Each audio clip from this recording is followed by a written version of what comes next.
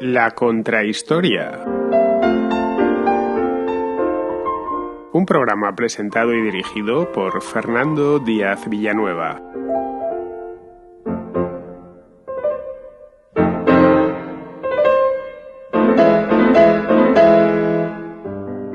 Pocos inventos cambiaron tanto el mundo como el del telégrafo, que hizo su aparición en su modalidad óptica a finales del siglo XVIII. Hasta ese momento, para enviar mensajes a larga distancia, había que hacerlo personalmente desplazándose. Eso ralentizaba mucho la comunicación y entrañaba infinidad de riesgos. Los mensajes a menudo se perdían por el camino o eran interceptados. Con eso en mente, en la segunda mitad del siglo XVIII, varios inventores europeos se plantearon construir un sistema de atalayas que mantuviesen entre ellas contacto visual, para así, mediante un código determinado previamente, pudiesen transmitirse mensajes en distancias muy largas. Este de las atalayas fue el primer sistema de comunicación discrecional a distancia y se le conoce como telégrafo óptico. Los franceses fueron los primeros en ponerlo en marcha en pleno periodo revolucionario, en 1793. Fue la guerra lo que empujó su aparición y su difusión, ya que según empezó a funcionar en Francia, otras potencias lo adoptaron sin dudarlo.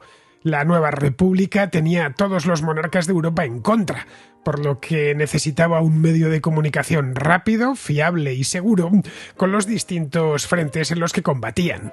El sistema de torres equipadas con señales móviles funcionó muy bien, y en los años siguientes el telégrafo óptico francés se extendió por todo el continente. El sistema óptico fue un gran avance, pero tenía algunos inconvenientes importantes. Por la noche no se podía utilizar, tampoco cuando había niebla o mal tiempo. Por esa razón, y aprovechando los nuevos descubrimientos que se habían hecho en el campo de la electricidad, un científico británico llamado Francis Ronalds inventó en 1816 un nuevo tipo de telégrafo que se valía de un generador electrostático. Ronalds ofreció su invento al almirantazgo, pero no le vieron utilidad, ya que el telégrafo óptico que habían instalado entre Londres y Portsmouth les valía para enviar órdenes a la flota. El invento de Ronalds prometía, pero aún no había llegado su momento. Lo haría 2 décadas después, cuando también en Inglaterra empezaron a tenderse las primeras líneas ferroviarias. De este modo, un invento y otro se apoyaron mutuamente. El ferrocarril era veloz y necesitaba una transmisión de señales que también lo fuese. En 1837 entró en funcionamiento el primer telégrafo comercial entre Londres y Birmingham. Era obra de 2 inventores británicos llamados William Cooke y Charles Wheatstone. Estaba formado por 5 cables y su uso entrañaba cierta complejidad. Al otro lado del Atlántico, en Estados Unidos, Samuel Morse se produjo mejorarlo, reduciendo todo el sistema a un simple cable con 2 estaciones en los extremos. Y lo consiguió. En 1844, las ciudades de Baltimore y Washington quedaron unidas por una línea telegráfica de un solo cable, por el que discurría la señal en un código creado por el propio Morse, y que adoptó su nombre. El código Morse codificaba el alfabeto latino en pulsos eléctricos largos y cortos. A diferencia del de Cooke y Wheatstone, era sencillo de aprender y podía aplicarse en otras aplicaciones, como las señales marítimas o mediante lámparas. Años después se convirtió en el código internacional. El telégrafo eléctrico se extendió por todo el mundo en la segunda mitad del siglo XIX, pulverizando las distancias. Creció con la red ferroviaria, pero no se quedó ahí. Los ingenieros querían más. En 1866 se tendió la primera línea telegráfica que cruzaba el Atlántico, y unos años más tarde la India y Australia quedaron unidas al resto del mundo mediante un cable telegráfico. Imperios como el británico no hubieran sido posibles sin la expansión del telégrafo, que terminó muriendo de éxito ya en el siglo XX, porque inventos como el teléfono o la radio se inspiraron en él y terminaron tomándole el relevo.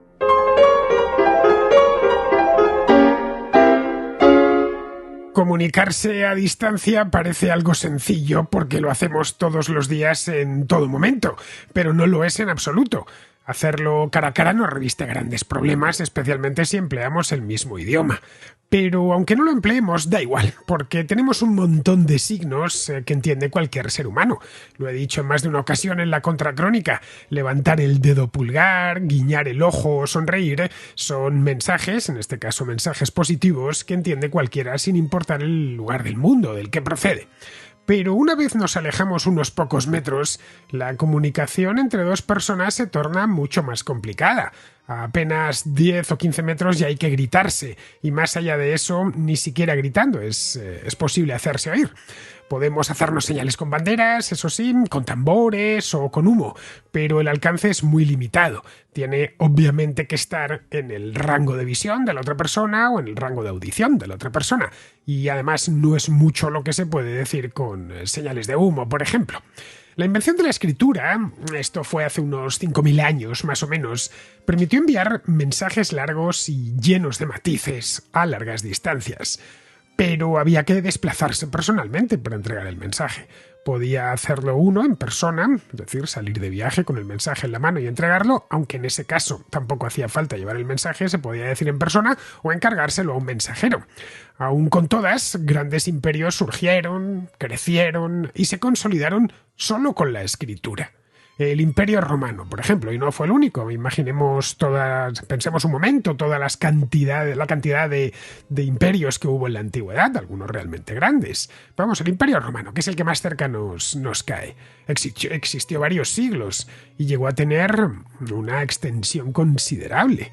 3 continentes cubría y unos 50 millones de habitantes llegaron a vivir en su interior y se valieron solo de la letra escrita, que para comunicarse transportaban mensajeros, esa letra escrita.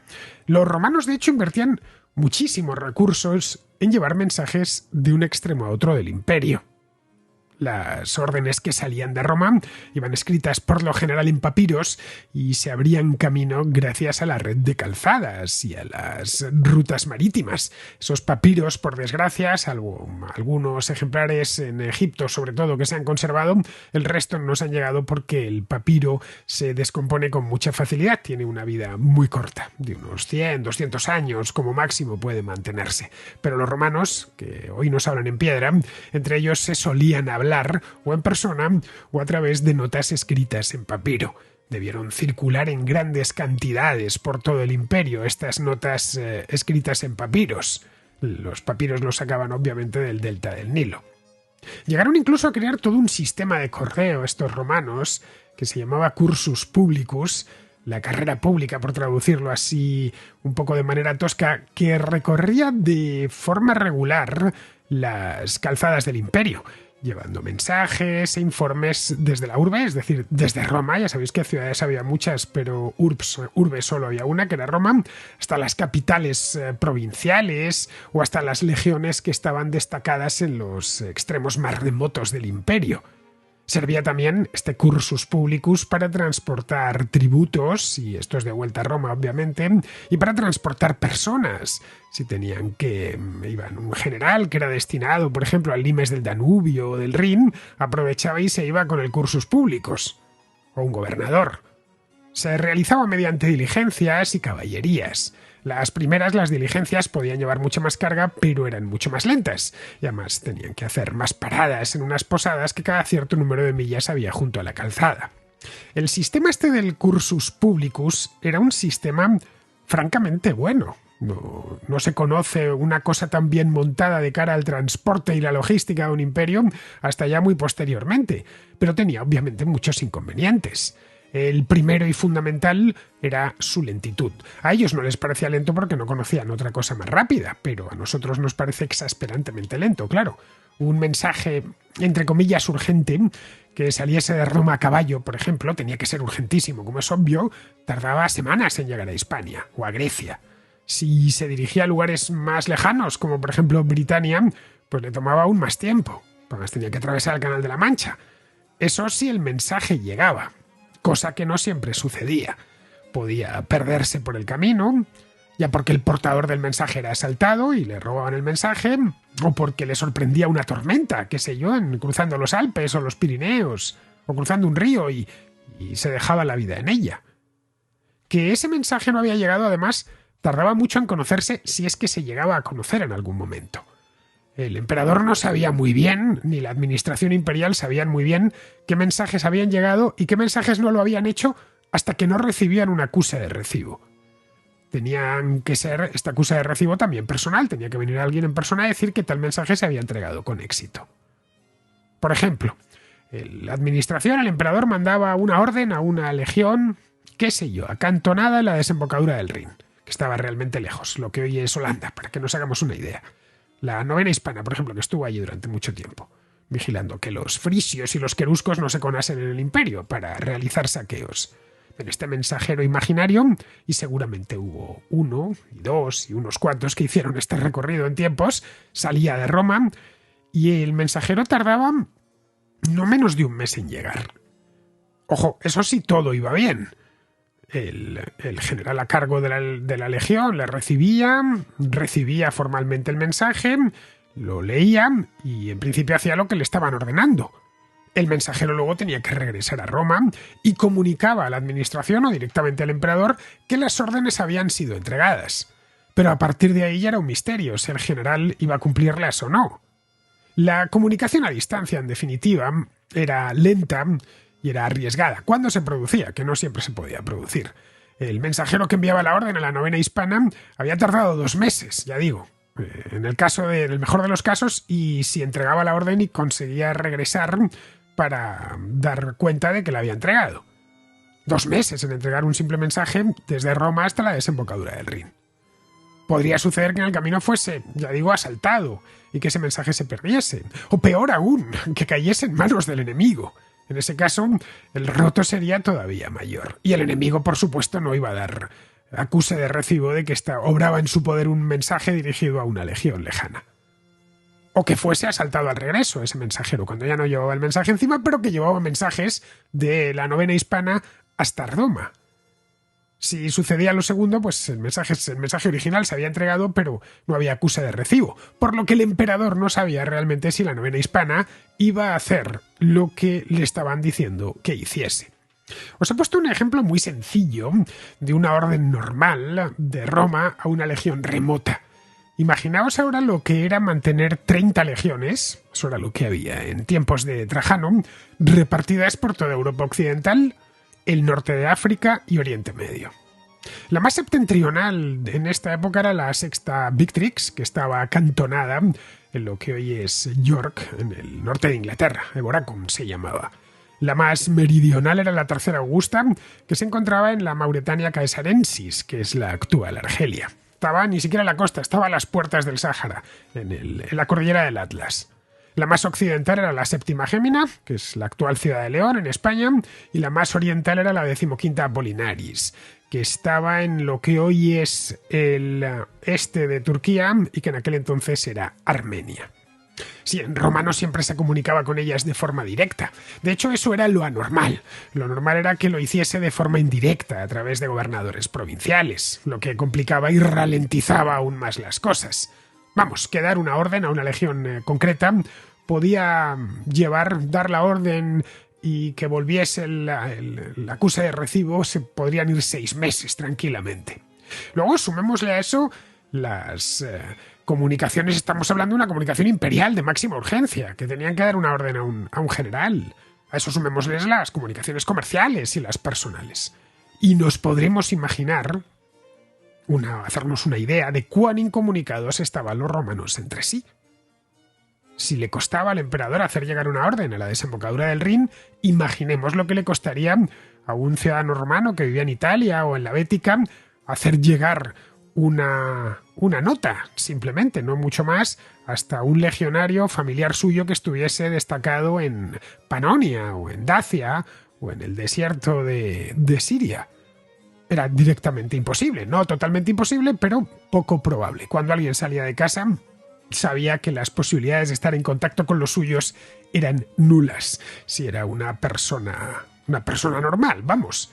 En el momento en el que 2 personas se perdían de vista, transferirse mensajes a partir de ahí se convertía en una labor difícil, extremadamente costosa, muy lenta y llena de riesgos. Eso, ojo, en el Imperio Romano. Una época en la que, gracias a la estabilidad que trajo el imperio, los mensajes solían llegar a tiempo, y al menos a tiempo y en forma. En el Mediterráneo la piratería ya era escasa, era más complicado, había asaltos evidentemente piratas en el Mediterráneo, pero había pocos en comparación con solo unos siglos antes, y se perseguían a los a los salteadores de caminos. Vamos, que si descubrían que había una banda de lo que posteriormente en España se llamaría bandoleros, automáticamente las autoridades romanas locales se ponían a perseguirla para custodiar la zona, para velar por la seguridad de sus habitantes y sobre todo para que las comunicaciones no se interrumpiesen.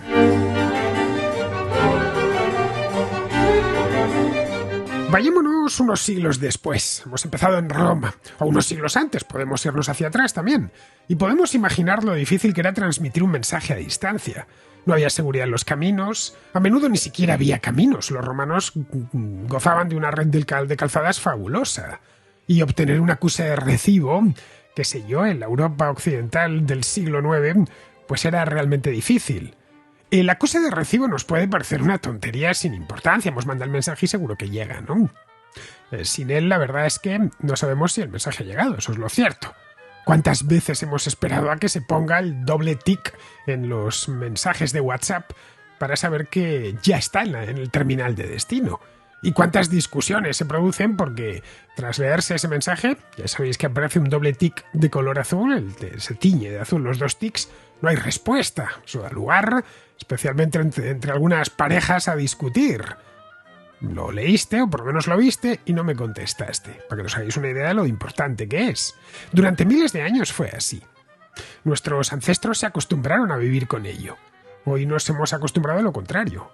Hoy estamos hechos a comunicaciones inmediatas y a coste prácticamente cero.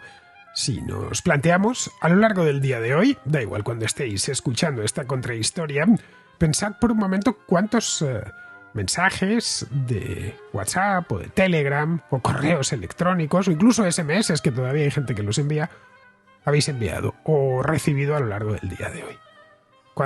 ¿Cuánto es el coste de ese mensaje? Pensad por lo que pagáis de factura telefónica y veréis que 000 no es, pero vamos, tiende a cero. Podemos decir cualquier cosa a cualquier persona en cualquier lugar del mundo. El mensaje sabemos que le llegará y nos podrá responder por la misma vía en décimas de segundo si quiere. Podrá incluso adjuntar imágenes, vídeos y notas de voz. Eso para nuestros antepasados hubiese sido algo parecido a la magia, pero sistemas de mensajería como el WhatsApp o el Telegram o los ya obsoletos SMS no hubieran sido posibles sin el telégrafo. El término telégrafo viene del griego tele, que significa distancia, es lo mismo que televisión. Televisión nos lo dice la palabra, es visión a distancia, y graphein, que en griego significa escribir. Es decir, escribir a distancia. Lo acuñó un francés que veremos ahora, que se llamaba un tipo llamado Claude Chappe, a finales del siglo XVIII, para nombrar a su invento. El telégrafo óptico. Lo de óptico se puso después, cuando ya se había inventado el telégrafo eléctrico, pero en origen ese era el telégrafo. Luego ya se fue adaptando la palabra para significar casi cualquier tipo de comunicación escrita a distancia, ¿no? Tras aparecer el telégrafo eléctrico, lo del telégrafo óptico dejó de utilizarse o dejó de referirse como telégrafo, entonces hubo que ponerle lo de óptico, obviamente. Pero vamos, un telégrafo no es más que un aparato, cualquier aparato que sirve para transmitir y recibir mensajes escritos a largas distancias. Luego nuestro teléfono móvil, en cierta medida, es un telégrafo muy moderno y muy sofisticado, pero telégrafo a fin de cuentas. Lo seguimos llamando teléfono a pesar de que muchos casi lo menos que hacemos con él es hablar por teléfono. Yo pueden pasar días para que tenga una llamada de teléfono, pero en cambio mensajes recibo muchísimos, mensajes escritos, quiero decir. Para el inventor del telégrafo, para este hombre del que os hablaba antes, Claude Chappe, el telégrafo era un sistema que transmitía mensajes, pero no los registraba. Años más tarde, otro inventor, el estadounidense Samuel Morse, hizo una precisión. El telégrafo tenía que enviar y dejar registro escrito del mensaje. De lo contrario no sería telégrafo, sino semáforo. El Código Internacional de Señales, que se realiza con banderas en el mar, seguramente alguna vez lo habéis visto, es un ejemplo clarísimo de semáforo. A pesar de que siempre que pensamos en semáforo, pues estamos pensando en el semáforo que hay en las calles, ¿no? Pero el semáforo es eso, que se pueden decir, el semáforo solo nos puede decir tres cosas. pare, el semáforo que hay en la calle, pare, avance o puede pasar, o hágalo pero con cuidado porque me voy a cerrar, nada más. Pero en el sentido amplio de la palabra, un semáforo es mucho más. En el caso del Código Internacional de Señales, un señalizador se coloca en cubierta, lugar visible obviamente, con 2 banderas, y en función de la posición de sus brazos envía un mensaje letra por letra. Cada posición es una letra del alfabeto latino. Si, por ejemplo, quiero decir hola, la H se forma con las 2 banderas a la derecha. El brazo derecho 90 grados sobre el cuerpo y el izquierdo formando un ángulo de unos 45 grados por debajo del derecho. La O es similar, pero el brazo izquierdo se coloca por encima del derecho. La L se forma colocando los 2 brazos en diagonal. Y la A se forma con el brazo izquierdo pegado al cuerpo y el derecho formando un ángulo de 45 grados hacia abajo. Dicho así parece complicado. Esto evidentemente se aprende mejor viendo lo que sí se lo explican a uno. Pero una vez se aprende, por lo visto, se pueden enviar mensajes de forma muy rápida y leerse a la misma velocidad. De noche, evidentemente, no funciona, para eso utilizan lámparas. Lo que no deja este sistema, este semáforo, es registro alguno. A no ser que nos decidamos ya en nuestros tiempos a grabarlo en vídeo, entonces ya sí ha quedado un registro, o a transcribirlo en papel. Vamos, que 2 marinos pueden hacerse señales de un barco a otro y que eso quede ahí, y que se lo lleve el viento, esas señales. La telegrafía, según Morse, tenía que dejar un registro en forma de telegrama. Una palabra, también de origen griego, que viene, pues la raíz es la misma, tele, que es distancia, y luego grama, que es escrito en griego. Es decir, un escrito a distancia. Cuando Nikolai y Pavel Durov crearon, estos 2 hermanos rusos, crearon su aplicación Telegram hace unos años, escogieron el nombre perfecto, porque es eso mismo, es un escrito a distancia que deja un registro. Ese registro podemos conservarlo o si queremos lo podemos destruir también. Hay aplicaciones, de hecho, que lo destruyen poco después de llegar, pero registro hubo en su momento, aunque fuese efímero. Hoy todo esto nos parece de lo más normal.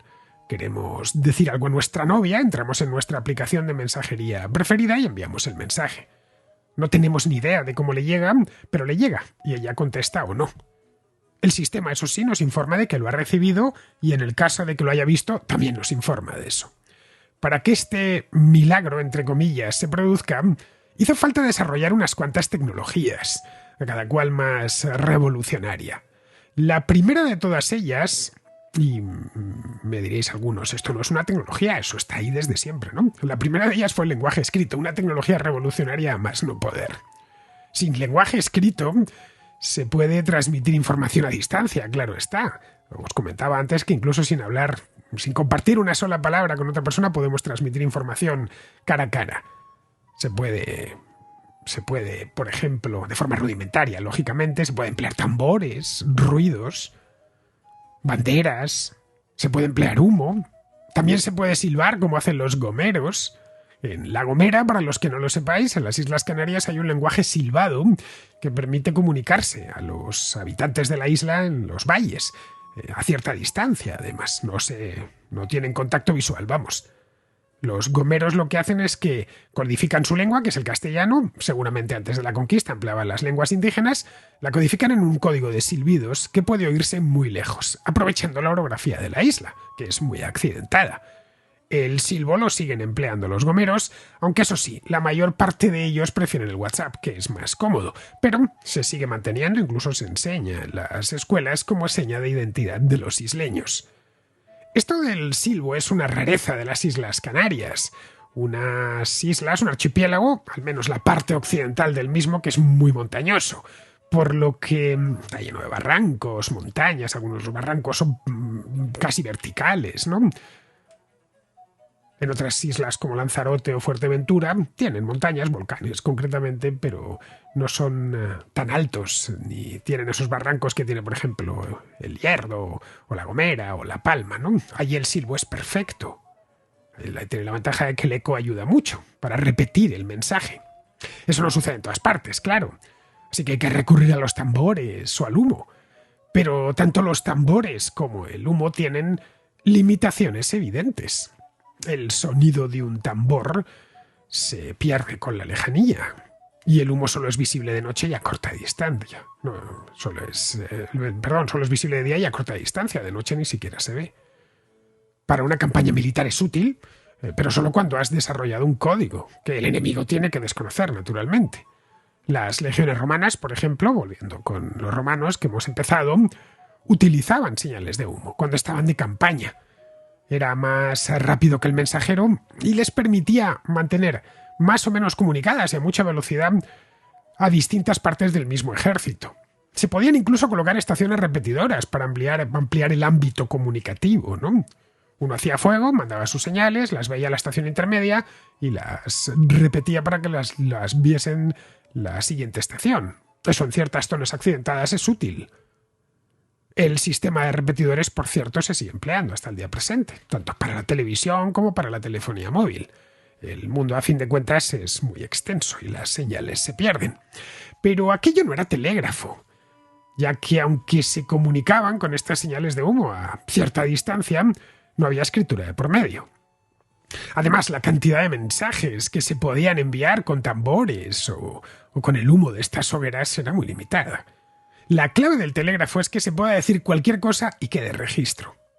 Pero, como os decía antes, esto del registro es algo en lo que insistió Morse. El inventor del primer telégrafo no lo consideraba tan importante. O creía que era importante, pero no tenía manera de registrar los mensajes. Me refiero al telégrafo óptico, que inventó este francés del que os hablaba antes, Claude Chapin, a finales del siglo XVIII, concretamente en el punto álgido de la Revolución Francesa. En 1793, la Francia republicana estaba en guerra. Tras la ejecución de Luis XVI, las monarquías europeas declararon la guerra a los revolucionarios. Se vieron, por lo tanto, obligados a luchar en varios frentes. En el sur tenían que luchar contra los españoles, en el este contra los prusianos y en el norte contra los austriacos, que estaban especialmente molestos porque la revolución había guillotinado a María Antonieta de Habsburgo, que era hermana del emperador Leopoldo II de Austria. Un poco antes, en 1790, este tipo, Claude Chapin, había presentado a la Asamblea Nacional un nuevo invento que dio en llamar telégrafo. Pudo llegar hasta la Asamblea Nacional porque su hermano era diputado, así que se vinieron a escucharle, venía con recomendación, claro está, y le emplazaron a realizar una prueba. El sistema necesitaba, eso sí, una infraestructura que había que construir previamente, una red de atalayas repartidas por todo el país para que actuasen como estaciones repetidoras. Estas estaciones tenían que estar separadas por una distancia de entre 10 y 15 kilómetros. Encima de cada torre se colocaría un mástil con un listón encima y dos paneles que colgaban de él. El mecanismo de Chapin admitía hasta 196 posiciones distintas, por lo que el alfabeto entero cabía sobradamente, y eso significaba que podían transmitirse mensajes completos. El operador de la torre tendría además un catalejo para ver más de cerca la torre que le enviaba el mensaje y poder repetirlo, y luego mirar a la torre donde lo había enviado y constatar que había sido copiado en su integridad. Chapin hizo la prueba que le habían encargado en 1791 en su localidad natal, un pueblo llamado Brulón, que está al norte del Loira. Colocó dos torres separadas por 15 kilómetros y transmitió un mensaje que decía lo siguiente: si lo consigues, pronto disfrutarás de la gloria. Y lo consiguió. Funcionó muy bien y la Asamblea Nacional le nombró ingeniero telegrafista, con un encargo claro, de establecer una línea de telégrafo entre París y Lille, que distan unos 230 kilómetros, para lo cual calculó que había que construir unas 15 torres. Se llevó adelante el proyecto, dándole la máxima prioridad presupuestaria, y en 1793 estaba ya listo para transmitir y para recibir mensajes que venían del norte, de la frontera con los Países Bajos austriacos, y desde París hasta esa misma frontera. Allí era una frontera caliente porque allí los franceses luchaban contra los austriacos. El telégrafo de Chapin fue un éxito absoluto porque los mensajes iban realmente rápido, más de lo que se pensaban al principio. Esos 230 kilómetros se recorrían en apenas una hora. Si hubieran tenido que hacer el mismo trayecto a caballo, hubieran sido varias horas. Si sucedía algo en el frente, se redactaba el mensaje y se transmitía a través de las atalayas. Una hora más tarde ya lo estaban leyendo en París y podían actuar en consecuencia. Cuando el enemigo se enteró de esto, se enteró de cómo se comunicaban los franceses, no lo dudó un momento, se lo copiaron en el acto. Todos los países europeos se pusieron a construir sus propias redes de telégrafo, que es como se conocía entonces, ahora lo llamamos telégrafo óptico. Se levantaron miles de torres por todo el continente, aunque en ocasiones, eso sí, aprovechaban un edificio que ya estuviese allí, recreciéndolo un poco para colocar encima el sistema de señales. Para el año 1830, es decir, pues 40 años después, o casi 40 años después de que se pusiese en marcha, París estaba ya comunicado con la frontera belga en Lille, que era la primera línea que se hizo, la frontera prusiana con la frontera prusiana en Estrasburgo, y hicieron otro para allá, ese era importante, además, con la frontera española en Bayona, con la piamontesa en los Alpes y con el puerto de Brest en Bretaña. En unas pocas horas un mensaje llegaba desde todos esos puntos a París y desde París a todos esos puntos. Aquello era revolucionario. Hasta ese momento el viaje desde la frontera española hasta París, por ejemplo, se demoraba no menos de una semana, y eso a caballo y con estaciones intermedias para ir cambiándolo. El telégrafo óptico puso la frontera española a unas 3 horas de distancia, más o menos. En España el invento también se adoptó, naturalmente. Se hizo primero una prueba entre Madrid y Aranjuez, que es donde era una de las residencias, más que estivales, esa solía ser la granja de San Ildefonso, la residencia de primavera de la familia real, y luego se construyó en 3 líneas, a cargo de un ingeniero donostiarra llamado José María Maté. La primera línea fue la llamada línea de Castilla, que iba de la frontera francesa en Irún hasta Madrid, la segunda la línea de Cataluña, que iba desde Gerona hasta Madrid, y la tercera la línea de Andalucía, que iba de Cádiz a Madrid. En España, al ser un país mucho más montañoso que Francia, costó algo más que construirla, claro, y operarla. Pero para 1850 estas 3 líneas ya estaban plenamente operativas. Muchas de las torres de telégrafo óptico de españolas se conservan todavía hoy. Otras están en ruinas, algunas han sido restauradas y las han dejado muy bonitas, y otras se terminaron convirtiendo incluso en casas particulares, que hoy vive gente dentro de esa torre, cuando el telégrafo óptico pues ya se dejó de utilizar en la segunda mitad del siglo XIX. En Adanero, esto está en Segovia, hay una que se restauró hace unos años.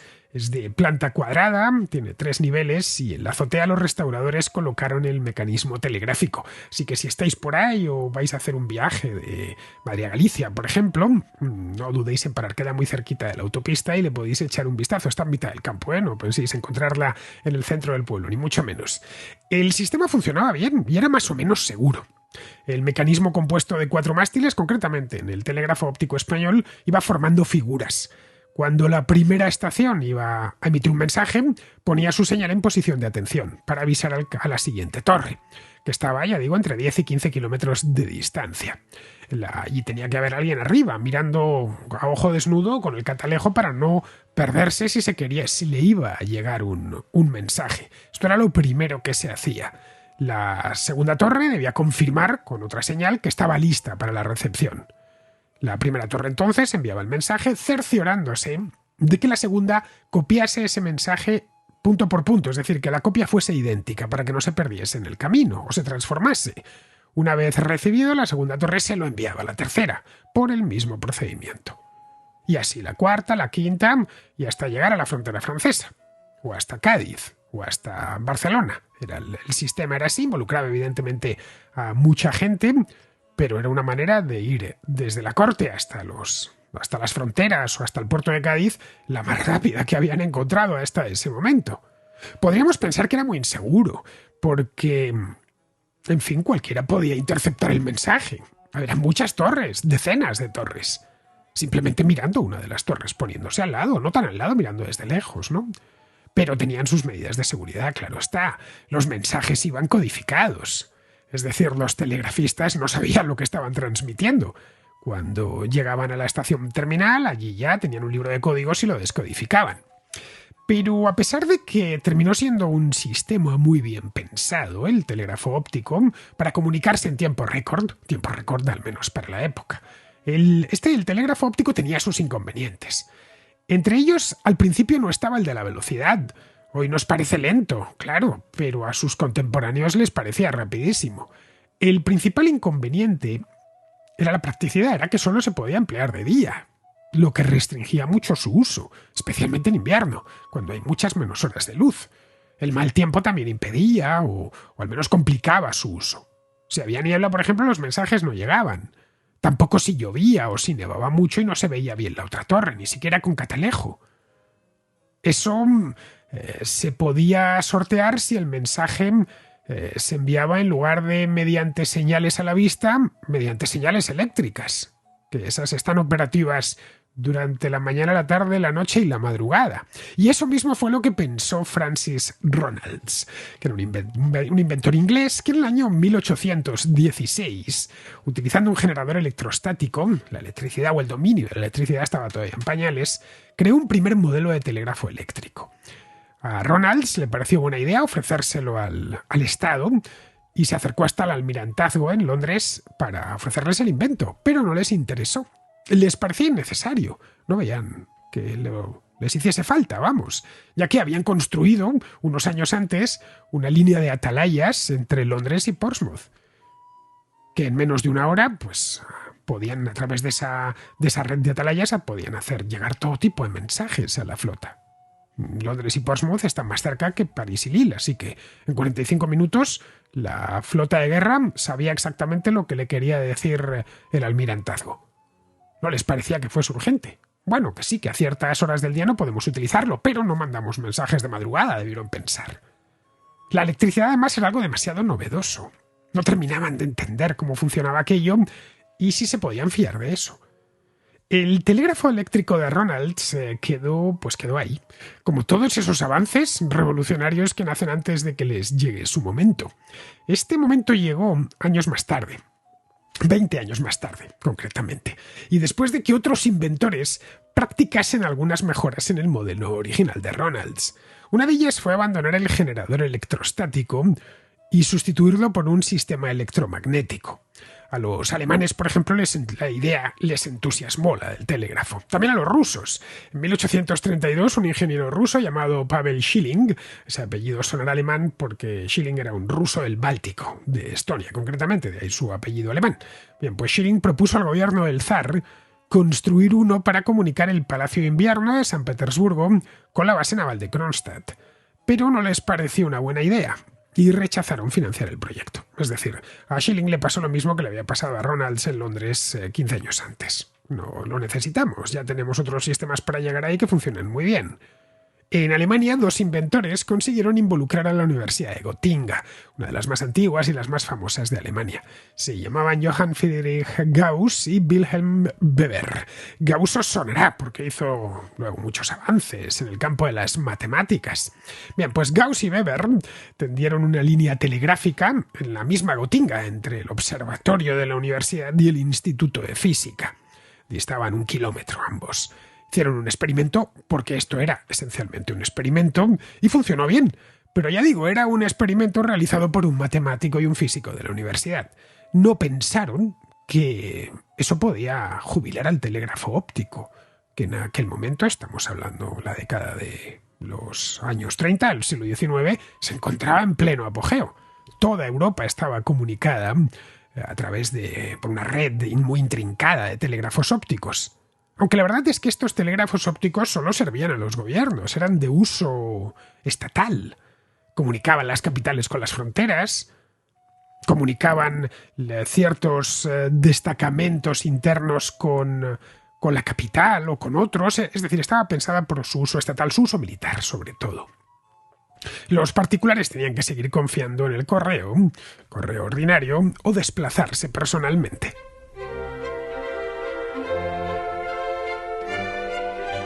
Los primeros en percatarse del uso comercial que podría tener un telégrafo eléctrico fueron, como no, dos británicos. Se llamaban William Cooke y Charles Wheatstone, que presentaron su patente en Londres en junio de 1837. En julio de ese año hicieron una demostración en la línea férrea que acababa de construirse entre Londres y Birmingham, y todo fue como la seda. Las señales llegaban y eso facilitaba mucho la explotación ferroviaria, ya que el mensaje llegaba mucho antes que el tren. En 1839 les llegó el primer contrato de la compañía Great Western Railway, que unía Londres con las Midlands y con Gales. La empresa les encargó comunicar 2 estaciones, no la línea completa, solo 2 estaciones, la estación de Paddington y la estación de West Drayton, que estaban está hoy a las afueras de Londres. En aquel entonces debía estar en medio del campo. Funcionaba bien, pero otras empresas no se mostraron muy interesadas en aquello. Para comunicar las estaciones utilizaban sistemas neumáticos impulsados por vapor, cuyo alcance era mucho menor, pero funcionaban bien. Además, Cook y Wheatstone le habían dado la exclusiva a Great Western, por lo que no podían licenciar su patente a otras empresas. Pero Great Western no quería prolongar el tramo, se quería quedar en West Drayton, ya que consideraban que aquello era algo experimental y que con el sistema neumático para el resto de su red les bastaba y les sobraba. Los inventores no se dieron por vencidos, propusieron entonces a la empresa que si renunciaba a la exclusividad, les dejarían usarla gratuitamente a cambio de que pudiesen abrir sus servicios al público. Hasta ese momento, Great Western lo que había hecho era pagar a los inventores por su uso en este tramo de Paddington a West Drayton. No les pareció mala idea. Les pareció de hecho muy buena, porque iban a empezar a utilizar un telégrafo que antes tenían que pagar por él, lo podían utilizar gratis. Así que aceptaron que se cambiase el contrato y eso permitió que cualquiera, a partir de ese momento, pudiese enviar un telegrama eléctrico entre las 2 estaciones. Aquello fue un éxito y pronto empezaron a extenderla a más ciudades, siempre pensando en el negocio, claro. ¿Quién no iba a querer mandar un telegrama inmediato en lugar de una carta que tardaba días en llegar? Al telégrafo óptico no se podían acoger, eso estaba exclusivamente para el Estado y para el almirantazgo, como contaba antes. El telégrafo eléctrico no era precisamente más barato, más bien al contrario, pero para ciertas cosas y para ciertas personas, especialmente los que podían pagarlo, era un avance que merecía la pena el desembolso. Pero para quienes era realmente útil era para las compañías ferroviarias. Cook y Wheatstone no se equivocaron cuando se dirigieron a ellos. El telégrafo, de hecho, nace junto al ferrocarril, el telégrafo eléctrico. Cook y Wheatstone obtuvieron la patente, como os decía antes, en 1837 y poquito después ya hicieron su primera prueba. Para ello utilizaron una estación ferroviaria, no la de Paddington, sino la de Euston, que está en el noroeste de Londres. En Euston se quedó Wheatstone y Cook se fue a la cercana Camden Town y allí hicieron el experimento. Lo hicieron en presencia de Robert Stephenson, el inventor del primer ferrocarril e ingeniero jefe de la línea ferroviaria entre Londres y Birmingham. A Stephenson le pareció una gran idea, porque resolvía de forma muy satisfactoria un problema que tenían los ferrocarriles. Y era que, y que siguen teniendo, claro, los ferrocarriles no pueden adelantar ni esquivarse. No son autobuses, no son vehículos con ruedas. Bueno, con ruedas de carretera, quiero decir, ruedas tienen, naturalmente. Y luego frenarles lleva mucha distancia porque van con demasiada inercia.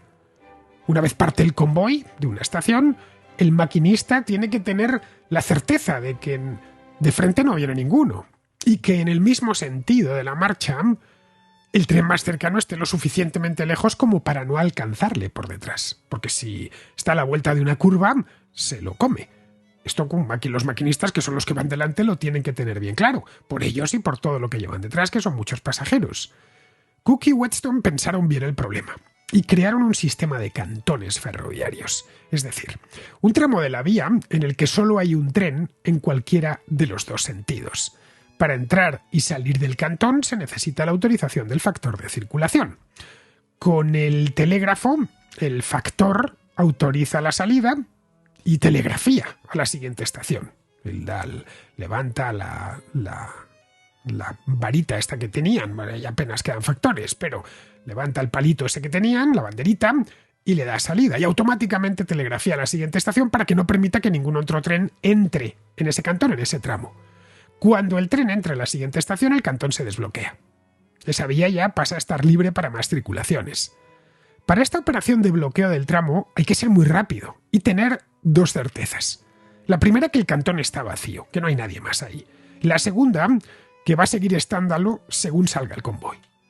Este sistema de cantones se sigue utilizando hoy, aunque evidentemente pues los bloqueos ya son automáticos. Bueno, en el caso de las líneas más antiguas sigue habiendo bloqueos telefónicos. En lugar de enviar un telegrama, lo que hace un factor de una estación a la del siguiente es le llama por teléfono, ¿no? Le dice, doy salida a tal tren. Hasta que no le veas entrar, esto queda bloqueado. Por tu estación esto queda completamente bloqueado, porque si le das salida tú a uno, se van a chocar de frente.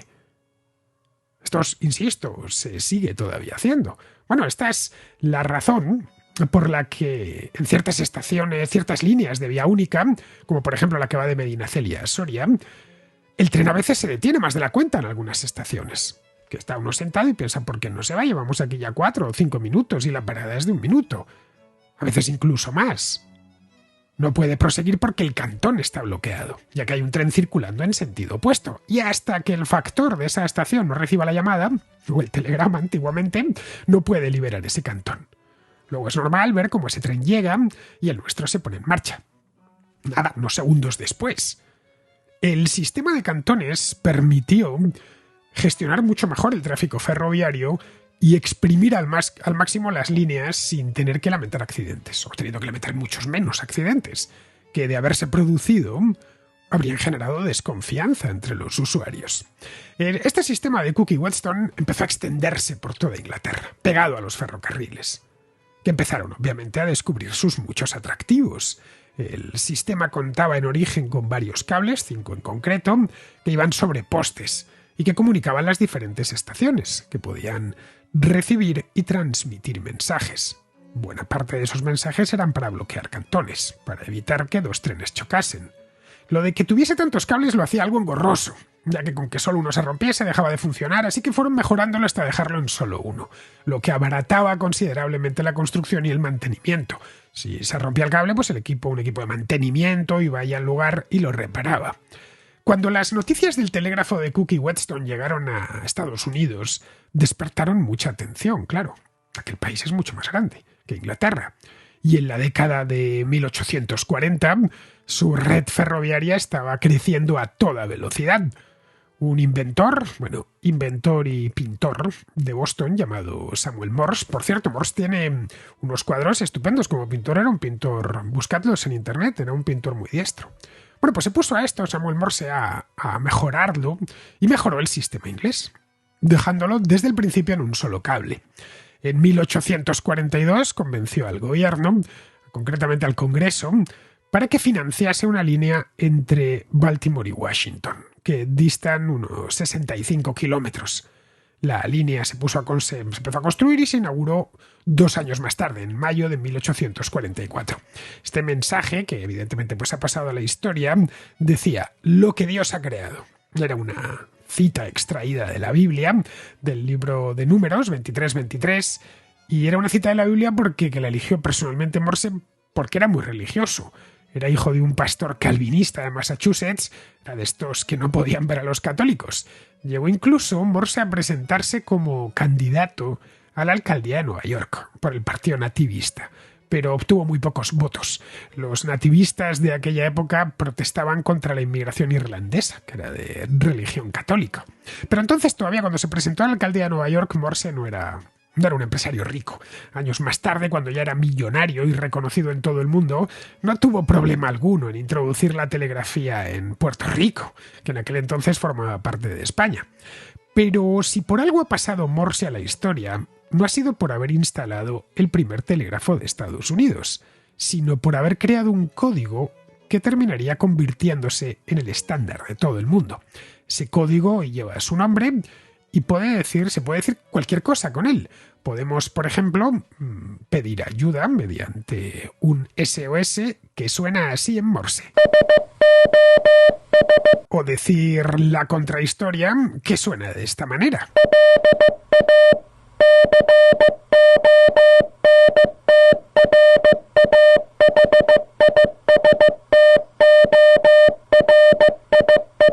Aunque en rigor aquellos primeros mensajes en Morse no sonaban con este tono que os he puesto, SOS y la contrahistoria, sonaban metálicos, porque se hacían con una llave telegráfica de las primeras que salieron, que el telegrafista pulsaba a gran velocidad, pero eso sí, con velocidad pero con mucha soltura, respetaba los silencios y la duración de los puntos y las rayas.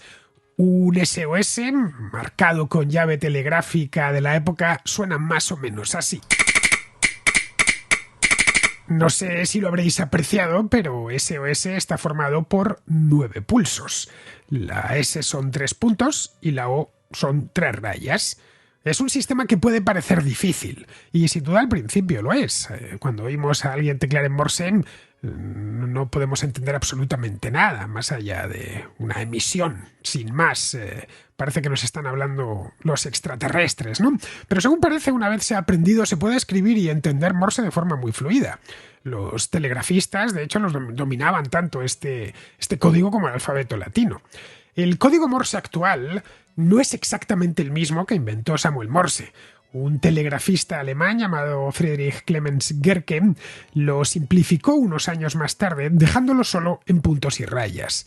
Se adoptó entonces este código de Gerke, o este código de Morse retocado por Gerke, se adoptó en Alemania.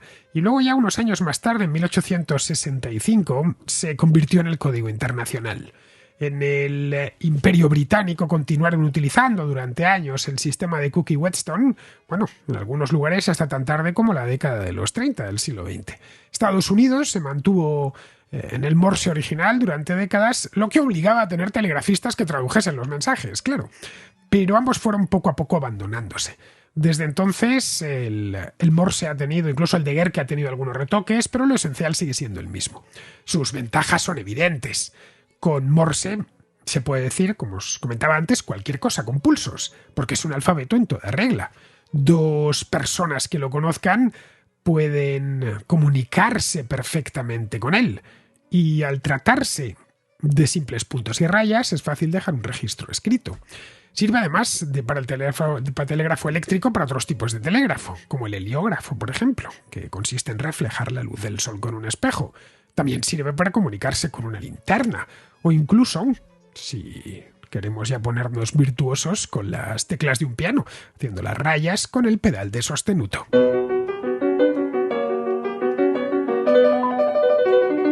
Pero, como os decía, lo que diferenciaba el telégrafo de Morse del de Cookie-Whetstone era que el primero dejaba registro. Lo hacía mediante una cinta de papel perforada. Eso mejoraba mucho la fidelidad y la distribución del mensaje, ya que se recibía el mensaje y se entregaba al destinatario. Si el destinatario no sabía Morse, que era lo más probable, se le descodificaba allí delante de él.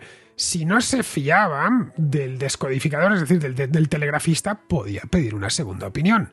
Si no quedaba registro, no había segunda opinión posible, a no ser que hubiese dos telegrafistas recibiéndolo. Años más tarde, ya en la década de 1850, el sistema fue mejorando, se mejoró con una máquina de impresión, y algo después se creó un sistema que lo descodificaba automáticamente. Llegaba el mensaje y un sistema mecánico convertía los impulsos en caracteres latinos.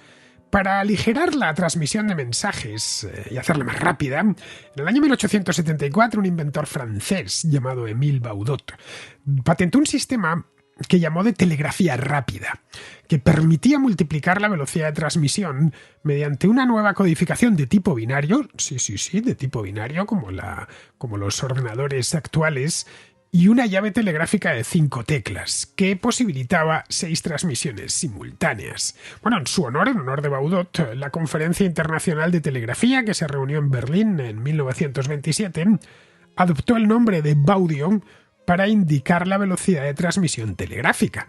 Y hoy en día, pues por extensión, obviamente, a la velocidad de transmisión de datos de cualquier sistema de telecomunicaciones. Los que tengáis edad lo recordaréis. Recordaréis aquellos módems de principios de los 90, que para venderse en las tiendas utilizaban como reclamo su velocidad enunciada en baudios. El primero que yo tuve recuerdo que era de 56.000 baudios. Ponía 56K en la caja.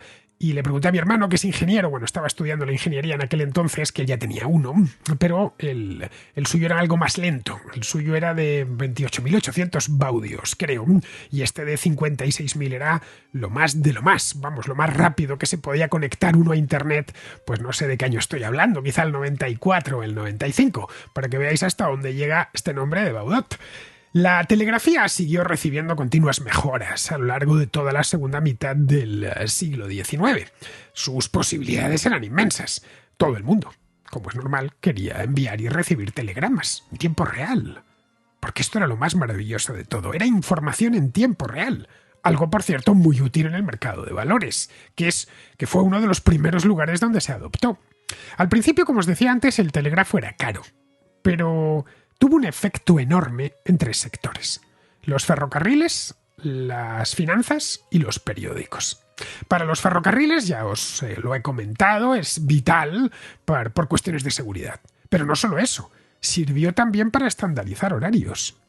El reloj más fiable de cualquier pueblo pasó a ser no tanto el de la iglesia como el de la estación de tren, que estaba conectada por telégrafo y dependía mucho de la hora, porque los trenes tenían un horario que había que respetar. Luego el mercado financiero quedó completamente transformado. En Estados Unidos, esto para que nos hagamos una idea, en torno a 1840 había más de 200 bolsas de valores, hasta en lugares muy pequeños. Pero cuando el telégrafo apareció y facilitó las transacciones a distancia, reduciendo, evidentemente, pues de forma obvia los costes de transacción, empezaron a cerrar una tras otra, quedando la de Nueva York como la principal. Para los periódicos fue una bendición, porque podían dar las noticias casi al mismo tiempo que sucedían. Se podían transmitir, por ejemplo, los resultados electorales en tiempo real, las discusiones parlamentarias, o si el país entraba en guerra. Se podían incluso retransmitir las propias guerras y seguirlas, no en tiempo real como hoy seguimos los conflictos a través de las redes sociales, pero para aquel entonces era revolucionario, que supiésemos hoy lo que había pasado ayer en otra parte del mundo. Esto era una cosa que no había sucedido nunca, era realmente revolucionario. Nuestros avances han sido más incrementales. Este del telégrafo fue de golpe. Bueno, la guerra de 1846-48 contra México fue la primera guerra telegrafiada. Nacieron además agencias especializadas que utilizaban el telégrafo para dar las noticias a los periódicos. Y cobraban bien esas noticias porque era información lejana y muy fresca. Los telegramas, conocidos como teletipos, y se les sigue llamando así en el argot periodístico, eran breves y concisos, obligando al redactor a elaborar la noticia con la información básica. Como no querían inventarse cosas que no habían sucedido, las noticias de todo el mundo empezaron a aparecerse. Se tomaba el teletipo y se redactaba la noticia sobre él, de forma muy aséptica, con el único objetivo de informar sin entrar en más detalles que desconocían. Tener acceso al telégrafo era importantísimo para los principales periódicos. Bueno, algunos, nacidos en esta época, decidieron incluso llevar el nombre telégrafo en su cabecera. Tenemos el Daily Telegraph, o el Telegraph sin más, que es como se le conoce en Inglaterra. El Daily Telegraph se publica en Londres y fue fundado en 1855, es decir, en plena irrupción del telégrafo. O el The Telegraph de Ámsterdam, este se fundó más tarde, en 1893. En España hubo dos telégrafos, dos periódicos que se llamaban así, el Telégrafo. Uno en Madrid primero y luego otro posteriormente en Barcelona, pero la vida de ambos fue muy corta. Su uso, en definitiva, se hizo muy popular y eso hizo bajar el precio. El cliente iba a la oficina telegráfica y dictaba su mensaje. El empleado tomaba nota y lo escribía en una cinta perforada en código Morse. Pasaba entonces a la cola de transmisión que ponía el mensaje en la red. Las compañías de correos vieron que era un buen negocio, porque se cobraba por palabra. Cosa que esa misma compañía no cobraba las palabras de las cartas, cobraba por carta, a lo sumo por peso y nada más. Así que en la década de 1860... las compañías de correos nacionales empezaron a ofrecer servicios telegráficos. Los mensajes se abreviaban muchísimo para meter toda la información posible en el menor número de palabras. Bueno, algo parecido a lo que sucedía con los SMS hace unos años. Eso pasó a la lengua común y hoy, en castellano, dar una respuesta telegráfica a algo es sinónimo de dar una respuesta corta y sin adornos. Y es que los telegramas eran realmente cortos. La longitud media de un telegrama estaba entre las 10 y las 15 palabras, pero los había más cortos. Con 2 o 3 palabras bastaba para comunicar algo importante, tipo Juan nació sano, por ejemplo, se había nacido un bebé, o José marchó a Cuba, para decir que alguien se había emigrado a Cuba. Con esto bastaban 3 palabras porque Correos lo cobraba palabra por palabra. El negocio estaba ahí, era cuestión de aprovecharlo. En España, por ejemplo, el cuerpo de telégrafos se creó en 1855, un año después de que entrase en servicio la primera red telegráfica del país, que iba de Madrid a Irún, para conectar allí con la red telegráfica francesa. El primer telegrama lo envió simbólicamente la reina Isabel II y era el discurso que acababa de dar en las Cortes, en noviembre de 1854. 10 años más tarde, la red española de telégrafos ya tenía 10.000 kilómetros y 195 oficinas repartidas por todo el país. Estamos hablando de 1865. Quedaban, eso sí, fuera las plazas africanas, Canarias, Cuba, Puerto Rico y Filipinas, ya que la comunicación telegráfica submarina en aquel momento era un experimental. Pero la red siguió creciendo en la península. En 1900 tenía ya 30.000 kilómetros y 1.500 oficinas. Y en 1930, que es cuando alcanza su punto álgido, tenía 53.000 kilómetros y 3.000 oficinas. En España lo explotaba Correos y era un extraordinario negocio, porque la mayor parte de cosas que se tenían que decir, tanto para negocios como personales, bastaba con un telegrama, aunque fuese algo más caro que una carta, porque se recibía en el acto. Pero si bien el telégrafo avanzó muy rápido en tierra firme, le costó algo más atravesar los mares y océanos. En tierra estos cables podían tenderse sin aislamiento ninguno suspendidos en un poste, bastaba eso. Pero bajo el agua ya no era tan fácil. Para eso necesitaban un aislante, que fuera lo suficientemente flexible, claro, y sobre todo, y lo más importante, capaz de resistir el agua de mar, que es muy corrosiva. En 1843 se presentó una solución, la gutapercha, un caucho natural de un árbol tropical que había en Indonesia. Los ingleses recibieron unas muestras desde Singapur en 1845 y poco después se empleó estos cables revestidos con gutapercha para una de las líneas que más le surgía, que era la que iba de Dover a Calais bajo el Canal de la Mancha. Inglaterra se había quedado como una isla telegráfica, no solo ferroviaria, sino también telegráfica, pero necesitaban poder comunicarse con el continente. El cable a Francia se tendió en 1850, pero el primero que se tendió era muy superficial y lo cortó un pesquero francés unos días después, así que hubo que tenderlo de nuevo a mayor profundidad. Luego, tras ellos, se unió Gran Bretaña con Irlanda y con Holanda. Tender un cable en el Océano Atlántico resultó mucho más difícil. La Atlantic Telegraph Company fue fundada en Londres muy pronto, en 1856. Hizo varios intentos fallidos. El primer cable eran muy optimistas. Como lo habían conseguido más o menos rápido en el Canal de la Mancha, pensaron que el Atlántico era lo mismo. Tendieron el primer cable en 1858, pero dejó de funcionar poco después de ponerse en marcha el servicio. Cuando se reanudó, descubrieron que iba demasiado lento. Los mensajes tardaban un día en cruzar el océano. Así que hizo falta investigar mucho y finalmente en 1866 la conexión transatlántica se estabilizó. Tras ello llegó la conexión con la India y con Australia, donde llegó en 1872.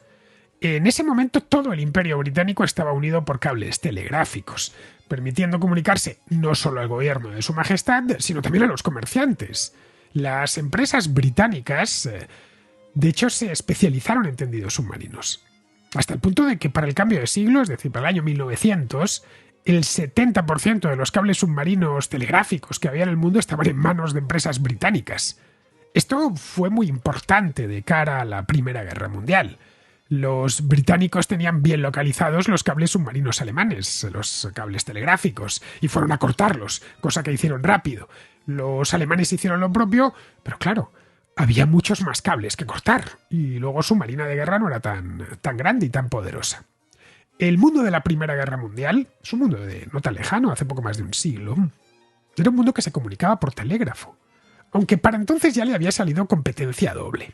Por un lado el teléfono, inventado por Graham Bell en 1876, y por otro lado la telegrafía sin hilos, lo que comúnmente conocemos como radio. Esa fue algo más tardía que el teléfono. En 1888, un alemán que se llamaba Heinrich Rudolf Hertz publicó los resultados de una serie de experimentos que había estado haciendo en su laboratorio, en los que había conseguido transmitir ondas electromagnéticas, es decir, ondas de radio, a través del aire. Esto era, de nuevo, revolucionario, demostrando de este modo que la teoría de la radiación electromagnética que James Maxwell había anunciado en 1873 era cierta. Los científicos e inventores europeos y americanos se pusieron a investigar como locos sobre este tema, pero no lograban avances. Las ondas estaban ahí, pero eran de muy corto alcance, valían para un laboratorio, pero para poco más, y por lo tanto no servían para las comunicaciones de largo radio, como las del telégrafo. Uno de los que se puso a investigar sobre esto fue un italiano llamado Guglielmo Marconi, que en 1894 comenzó a trabajar en la idea de construir un sistema comercial de telegrafía sin hilos, basado en el uso de ondas hertzianas. Marconi fue diseñando su aparato mediante prueba y error, intentando construir un sistema telegráfico que fuese inalámbrico y que funcionase igual que la telegrafía con hilos, con cable. Trabajaría en el sistema primero en su laboratorio en Italia y luego ya hizo pruebas de campo para ampliar su alcance. Después de mucho esfuerzo y mejoras continuas, a principios de 1896 consiguió transmitir esas ondas a varios kilómetros de distancia. Se enorgulleció de aquello, era jovencísimo, por cierto, era un veinteañero, y le ofreció el invento al gobierno italiano, pero no les interesó.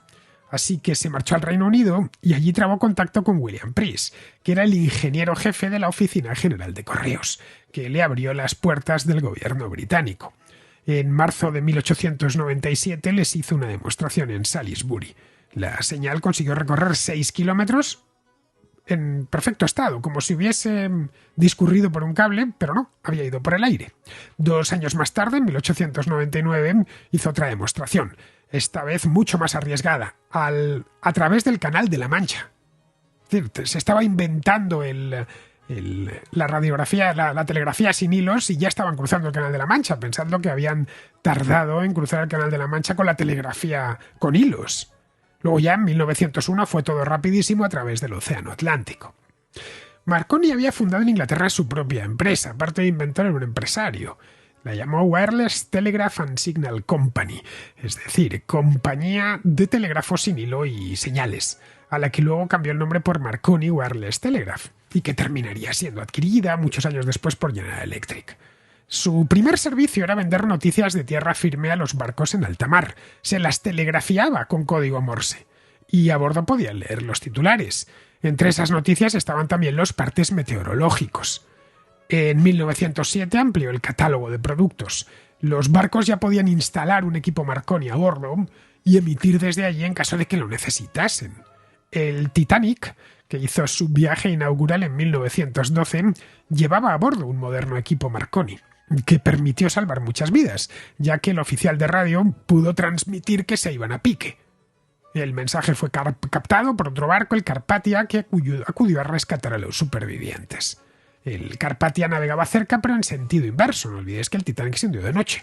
Había salido de Nueva York y se dirigía al Mediterráneo. Le llevó unas 3 horas y media llegar hasta donde estaba el Titanic. Gracias a eso se salvó mucha gente. De lo contrario habrían perecido todos los pasajeros y tripulantes del Titanic en las aguas del Atlántico, que estaban heladas. Se estrelló contra un iceberg. Esa telegrafía sin hilos de Marconi pronto evolucionaría y se convertiría en la radio, que es exactamente lo que estáis escuchando en estos momentos. Espero que os haya gustado esta contrahistoria dedicada al telégrafo. Ya sabéis que de vez en cuando me gusta hacer contrahistorias sobre grandes inventos. El telégrafo lo fue, sin ninguna duda. Prácticamente todas las telecomunicaciones modernas están inspiradas o basadas directamente en el telégrafo. Así que acordaos de él cuando habléis por WhatsApp, o mejor todavía, cuando enviéis un mensaje por Telegram, ya que ahí sus fundadores tenían claro cuál era el origen del invento. Y no por Telegram, pero sí por WhatsApp. Me llegan aquí a la contrahistoria las notas de voz del contrasello, que es donde vamos a ir ahora. El contrasello, como bien sabéis, es la contrarréplica de la contrahistoria, una sección en la que los contraescuchas exponen sus dudas y consultas históricas. El contrasello. El espacio de ruegos, preguntas y reflexiones de la contrahistoria. Empezamos con Jesús, que es de Guadalajara y que tiene una sugerencia sobre la Guerra de la Bandea. Antes de nada aprovecho para darte las gracias por esta labor de difusión cultural que estás haciendo, especialmente en el formato de podcast, que a mí sinceramente me viene fantástico, ya que recientemente me he emancipado de mi casa paternal y no estoy teniendo demasiado tiempo para dedicarlo a lectura histórica. Por tanto, mientras hago las labores domésticas, pues también cultivo un poco esta rama del saber que falta hace. Mi sugerencia, que salvo error por mi parte creo no haber escuchado en ninguna contrahistoria, es si nos podrías hablar un poco del tema de la llamada Guerra de la Vendée, una especie de guerra civil en plena Revolución Francesa. Según afirma algún historiador reciente, parece ser que aquella sublevación de la bandera acabó en el primer genocidio moderno, de la historia moderna. Claro, por parte de los revolucionarios hacia la población de esa región. Y por lo visto ha sido un suceso que se ha tratado de enterrar hasta hace pocas décadas, que algún historiador francés, a coste de su propia reputación profesional, ha sacado a la luz este crimen contra la humanidad, perpetrado por los hijos de la libertad, la igualdad y fraternidad. Nada, agradecerte de nuevo tu esfuerzo y te mando un cordial saludo. Gracias, hasta luego. Bueno, Alberto y yo tratamos esto de la bandera por encima en aquellas contrahistorias que hicimos el año pasado sobre la Revolución Francesa. Pero vamos, aparte de esa ocasión, no he dedicado ningún programa a la Guerra de la Bandera. Y estoy tentado de hacerlo, porque hace unas semanas me invitaron al estreno de Vencer o Morir, una película que han hecho en Francia sobre esta guerra. El estreno en España tuvo lugar en Puy du Fou, este parque temático sobre la historia de España que hay a las afueras de Toledo. La película me gustó y me llamó la atención me llamó la atención dos cosas. El hecho, uno, de que se hiciese en Francia, y dos, que contasen la historia desde el punto de vista de los sublevados. La Bandea, para los que no lo sepáis, o Vendée, es una región histórica de Francia al sur del Loira, en la que se habían producido ya un par de yaqueríes, es decir, de revueltas campesinas, antes y durante la Revolución. Pero en esos dos casos se quejaban de que había escasez en toda Francia. Uno de los motivos que explica la Revolución Francesa es precisamente eso, la carestía y la escasez. El levantamiento de 1793 fue distinto, porque tenía un componente mucho más político. Los vandeanos se negaban a alistarse en el ejército cuando se decretó la leva general para combatir a la coalición que le había declarado la guerra a la Francia revolucionaria. La Bandea era una región rural y de usos tradicionales donde la revolución no había sentado bien, pero tragaron, en tanto que estaban lejos de París y no les afectaba directamente, más allá de que cambiasen los cargos públicos locales y la bandera. Fue en 1793 cuando la cosa se complicó. Por un lado, la revolución se radicalizó con la ejecución del rey y luego el terror jacobino, y por otro, los campesinos de la Bandea vieron como lo que pasaba en París les estaba afectando ya directamente, en tanto que las autoridades revolucionarias querían enviarles a la guerra. Los campesinos se declararon en rebeldía, acaudillados por unos cuantos nobles, apoyados por los emigrados, los emigrés y sacerdotes locales que se habían negado 2 años antes a jurar la constitución civil del clero. En tanto que los vandeanos conocían mejor el territorio y el gobierno revolucionario consideraba que se trataba al principio de una nueva yaquería y de una simple revuelta campesina, esta revuelta fue tomando fuerza y ganando en sucesivas escaramuzas a los soldados revolucionarios. Esto alarmó a las autoridades locales, que informaron a París para que enviasen más soldados, y aquello ya se transformó en una guerra a sangre y fuego, en la que, claro, el enemigo eran simples campesinos. Trataron de alcanzar un acuerdo y lo llegaron a conseguir concediendo una serie de exenciones a aquella comarca, para que aceptasen la revolución. Pero luego al año siguiente volvió a encenderse la revuelta, y esta vez, ya en París, se lo tomaron mucho más en serio. Metieron un ejército inmenso en la Bandea que arrasó con todo. Esa es la razón por la que se habla de genocidio. Se calcula que fueron asesinados unos 150.000 civiles. Para los generales republicanos, pues no había diferencia entre un campesino de la Bandea y un enemigo. Sí que perpetraron todo tipo de atrocidades hasta que consiguieron pacificar el territorio. Al tratarse de una región periférica, y la Bandea lo era y lo sigue siendo, no demasiado importante, el asunto se me dio olvido. La revolución ya en el siglo XIX se había convertido en el punto de partida de la Francia contemporánea, sobre todo en su fuente de legitimidad, y esa es la razón por la cual la historiografía pasaba de puntillas sobre esto de la Bandea. Y así fue hasta finales del siglo XX, cuando algunos historiadores franceses se pusieron a rebuscar en los archivos, a investigar en las fuentes con algo más de cuidado. Pero el tema está muy politizado en Francia, incluso hoy en día, o especialmente hoy en día. La película que fui a ver en Toledo, me pude enterar que en Francia había ocasionado hace unos meses una polémica formidable, una polémica nacional. La revolución para el francés medio es algo intocable. Saben que allí se cometieron todo tipo de excesos, pero consideran que lo bueno que salió de la Revolución Francesa supera lo malo. A ver si Alberto y yo nos ponemos con esto Y aprovechando que estamos escribiendo un libro sobre la Revolución Francesa, se lo voy a comentar para que hagamos una contrahistoria monográfica sobre esto de la bandera. Supongo que le parecerá fantástico, porque a Alberto todo lo que sea hablar de historia de Francia le encanta.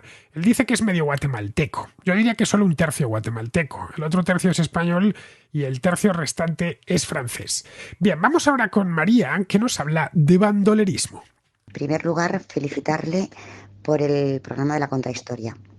Me encanta porque soy una apasionada de la historia, entonces poder tener un programa en el que se hable de historia es maravilloso. Hace un tiempo le escribí en uno de los comentarios de uno de los episodios que lo descubrí a través de Jano García. Y lo dicho, a partir de ahí me he convertido en una seguidora asidua de usted. Me estoy intentando poner al día porque hay muchos episodios, pero disfruto con todos y cada uno de ellos. También soy seguidora de sus otros 2 programas, o sea que me he convertido en una seguidora muy asidua de usted. A ver, este audio es para hacer una propuesta, a ver qué le parece. Verá, primero me voy a presentar, mi nombre es María Barbancho y soy catalana y hace unos años en TV3 estrenaron una serie sobre el bandolero Serrallonga. Y entonces, además de que me apasiona la historia, en general la historia evidentemente de Cataluña también me gusta mucho. Y me llamó mucho la atención lo del bandolero porque desconocía la existencia de este bandolero. Entonces a mí, no sé si hasta qué punto a usted le parecería interesante abordar el tema de los bandoleros en España y de la historia de Serrallonga. Porque evidentemente ya sabemos que las series, las películas, se toman sus licencias históricas para hacer la ficción más interesante de cara al espectador. Y más que nada es para poder conocer la historia real de este bandolero catalán, ¿no? Y al mismo tiempo, abordar un poco el tema en general de los bandoleros en España, ¿no? Porque tenemos esa idea romántica que nos vendieron con Curro Jiménez, ¿no? Del bandolero proscrito, que se convierte en bandolero porque es un proscrito de la sociedad y siempre por causas ajenas a él, es decir, es una maravillosa persona y la sociedad de alguna manera lo convierte en un bandolero, ¿no? Y estoy segura de que entre los bandoleros es posible que sí, que hubieran algunos que realmente los obligaron de alguna manera a echarse al monte, ¿no? Pero imagino que como en todo, también habrían bandoleros, que no eran tan buenas personas. Lo dicho, que si a usted le parece interesante poder abordar algún día el tema de los bandoleros y del bandolero Serrallonga de Cataluña, pues sería maravilloso poderlo escuchar, pero eso ya depende de usted, evidentemente. Pues nada, un saludo a todos los oyentes de la Contrahistoria y de sus otros 2 programas, de la Contracrónica, o sea, que, en fin, que un saludo de verdad y muchas gracias por haber creado este canal de la Contrahistoria. Es, como le he dicho, un regalazo tener un canal así. Un saludo muy fuerte. Los bandoleros, María, eran maleantes. Maleantes que hemos romantizado en España por 2 razones. La primera porque ya han desaparecido. Los caminos en España son seguros. Se puede viajar de un lugar a otro sin miedo a que uno le asalten. De hecho, en alguna ocasión, de vez en cuando, que salta alguna noticia a la prensa, que aparecen ladrones de gasolineras en la A1 o en la A2, automáticamente cunde la alarma. Digamos que el bandolero es el pirata de tierra adentro. La segunda razón por la cual están romantizadas es por el papel que tuvieron algunos de ellos durante la Guerra de la Independencia. Algunos se sumaron a las guerrillas que atacaban a los franceses, y eso en el imaginario popular dejó una idea de que podía darse el caso de que algún bandolero fuese bueno. Ya en el siglo XX, series de televisión como Curro Jiménez terminaron de romantizar del todo la figura del bandolero. Pero vamos, que de romántico no tenía nada, ¿eh? Eran delincuentes sin ningún tipo de escrúpulos. Solían estar más por ciertas regiones de España, muy montañosas, en las que podían emboscarse fácilmente para asaltar diligencias, a cualquiera que pasase por allí. En Cataluña hubo muchos, porque es una región bien montañosa, como sabes, que eres de allí. También hubo en Andalucía, especialmente en Sierra Morena. De hecho, todavía hoy, cuando alguien quiere cobrar un precio desorbitado por algo, se dice aquello de que se vaya a robar a Sierra Morena. Y se dice por eso. Sierra Morena estaba llena de bandoleros. Costó muchísimo erradicar el bandolerismo de los caminos. Una de las razones por las que se fundó la Guardia Civil por el Duque de Ahumada fue precisamente para eso, para vigilar las zonas rurales y limpiarlas de bandoleros. La época dorada del bandolerismo, a ver, salteadores de caminos han existido siempre. No pensemos que esto es una cosa española siempre y en todo lugar, ¿no? La condición de ladrón es común a toda la especie humana. Siempre va a haber ladrones en cualquier cultura, ¿no? Pero el bandolero es el ladrón español, sobre todo de los siglos XVIII y XIX. El momento álgido fue el cambio entre los siglos XVIII y XIX, es decir, que coincidió con la Guerra de la Independencia.